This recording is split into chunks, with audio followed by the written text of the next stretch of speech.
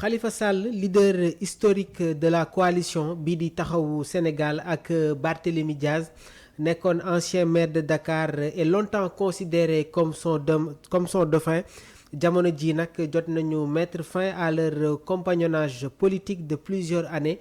Rupture bi nag dafay marquer une recomposition majeure à gauche au Sénégal. Donc dañuy fas yéene ñëw sur les développements concernant tamit les raisons principales du divorce. Donc gannaaw ba ñu jugewee ci élection législative yi de 2024 mu nekkee ni tamit un scrutin bi nga xamante ne bokkoon na sur les principales raisons yi nga xamante ne tey jii moo indi le divorce entre Khalifa Sall ak Barthélémy Diaz. Barthélémy Diaz en première ligne lors de la campagne a souffert d'un manque de soutien visible de Khalifa Sall, ce qui a été perçu comme nag li nga xamante ne moom mooy abandon.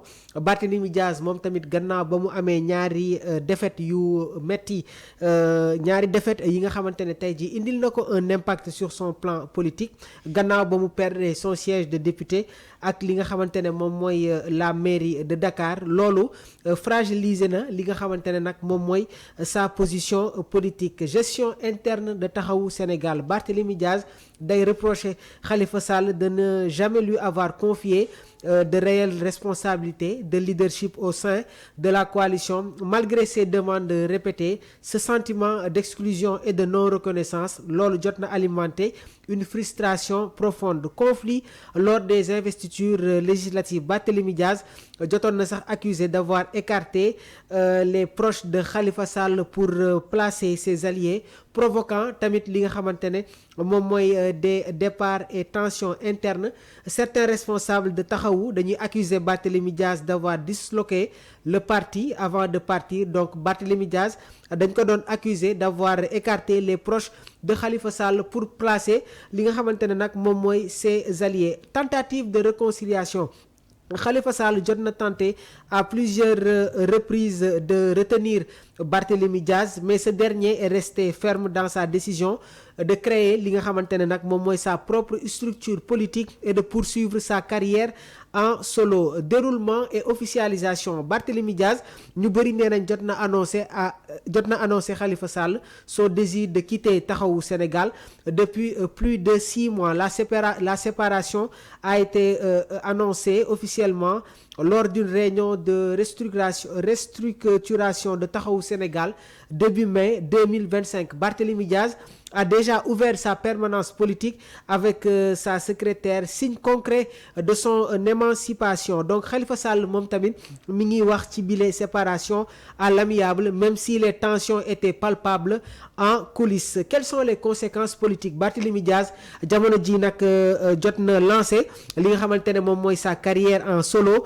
préparant probablement un projet politique indépendant en vue de la présidentielle de 2029. waaye nag bile rupture dina fragiliser la coalition Taxawu Sénégal bi nga xamante ne jot nañu perdre une figure importante et voit s'accroître les divisions à gauche. Le divorce illustre aussi la difficulté de renouvellement générationnel et de partage du pouvoir au sein de l'opposition sénégalaise. En résumé, le divorce Khalifa Sall Barthélémy Diaz dafa nekk benn résultat d'un mélange de frustration électorale, de conflits internes sur le leadership et d'ambitions politiques divergentes. Malgré une séparation présentée comme à l'amiable, elle révèle une fracture profonde qui redessine le paysage politique de l'opposition sénégalaise. Dañuy fas yéene ñëw tamit ci séparation bi ndax du affecter la coalition Taxawu Sénégal. Donc la séparation de Barthélémy Diaz ñu bëri ñuy wax ne que dina affecter la coalition Taxawu Sénégal de plusieurs manières. Certains jot nañu tamit indi des appréciations sur l'affaiblissement de la coalition, parce que le départ de Barthélémy Diaz dafa nekkoon tamit une figure importante de Taxawu Sénégal.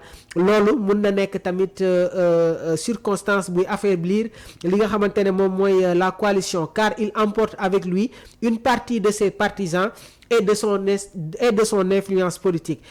Suñu ñëwee ci restructuration interne bi, Taxawu Sénégal devra se restructurer pour combler le vide laissé par Barthélémy Diaz, ce qui pourrait impliquer une redistribution des rôles et des responsabilités au sein de la coalition. Remise en question du leadership de Khalifa Sall. Le départ de Barthélémy Diaz day mettre tamit en lumière ay critiques concernant la gestion interne bu taxawu Sénégal waaye tamit le leadership bi nga xamante ne mi ngi jëm ci Khalifa Sall, ce qui pourrait encourager d'autres membres à remettre en question li nga xamante ne nag moom mooy son autorité. Il y aura aussi des opportunités ak une recomposition malgré les défis. La séparation mun na nekk tamit une opportunité waaye tamit séparation bi pourrait aussi offrir à taxawu Sénégal l'opportunité de se renouveler en attirant de nouveaux membres et en redéfinissant sa stratégie politique. Quels sont les impacts sur les élections futures? La séparation mun na am tamit des conséquences sur les performances électorales bu taxawu Sénégal, en particulier si Barthélémy Diaz réussit à créer une nouvelle entité politique qui concurrence directement la coalition.